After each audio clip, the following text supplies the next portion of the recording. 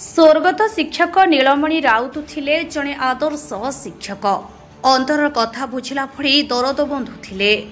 नीलसार थिले स्नेहर निर्मालटीए शिक्षा जगतर एक अम्लान प्रतिभा को हराइला तिहिरी। से थिले छात्र छात्री मानकर मौड़मणि धैर्यर मृत्युमत प्रतीक। तांको भଳି शिक्षाविद समाजसेवी माने जुगभूमिर वार्ता बहन करिबारे सक्षम होइथांती बोली सम्मानित अतिथि माने जोगदेई मत व्यक्त करथिले।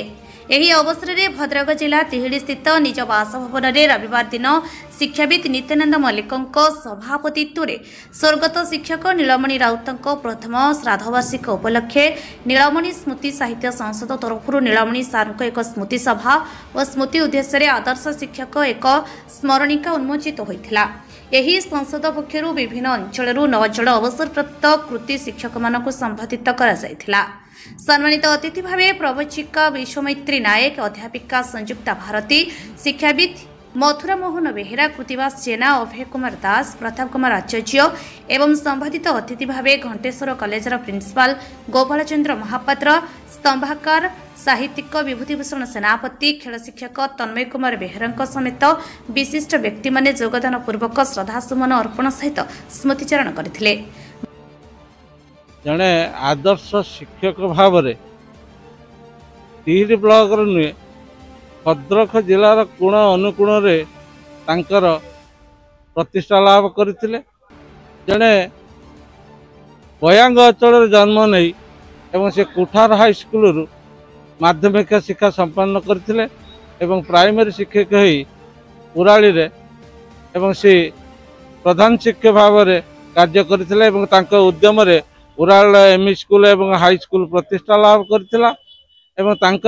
विशेषतः गणितर भर पांडित्य रही से लिटरेचर अपेक्षा गणित विज्ञान से भल पाउतले। से जीवन घात प्रतिघात भितर हजार हजार छात्र आज से तैयारी करिसंती। आज स्मृति सभा गुण एवं निष्ठा एवं पराकाष्ठा मध्य जो छात्र समाज गढ़ी तोली ज्वलंत उदाहरण एवं से जो मानव उपादान गड़ा ऐश्वर्य शिल्प कमनीय से बड़ा दक्ष शिक्षक कृति शिक्षक आज का समाज रे देखा। नीलमणि सार जड़े बहुत आदर्श शिक्षक थिले। ये सारा जीवन शिक्षा पाई समाज पाई एवं शिक्षार वृद्धि पाई समर्पित होइचंती। से केवल जड़े आदर्श शिक्षक नथिले, ईश्वर को उपलब्धि कर मनीष थिले। यं लब्ध्वा चापरं लाभम मन्यते नाधिकं ततः अस्मिन् स्थित्वा न दुखेन गुरुणापि विचाल्यते।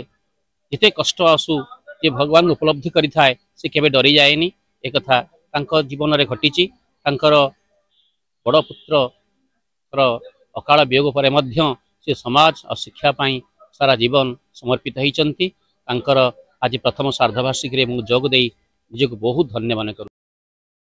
बापा मो जीवन सबकि आशीर्वाद जो मु आज सबकि बुझे प्रति उपदेश मो जीवन सबकि सफल मु साउंटी पाई। वियोग मु बर्तमान बहुत दुखी। आशीर्वाद मो उपरे नाही, जहाँ फल बर्तमान चाहूँ मोर दुख असुविधा सुविधा किए मोर उपदेश देव, किए मत साहाय्य कर क्या भरसा मु रही। मुझे बहुत दुखित। आज वर्ष होगा वर्षक भितर मुझे सबुदिन कथा भावुची दुख जीवन जीवन बीतौची। बर्तमान आज जो वार्षिक उत्सव आज जो सभाटी आयोजन कराई मु भगवान पाखरे निवेदन करुच्ची। बापा मु जो आशीर्वाद करिसेंती बापा कर्म मु करुच्ची। जीवन सद्गति हो, आत्मार सद्गति हो। भद्रकरू अमूल्य कुमार माझी रिपोर्ट, अमूल्य लाइव।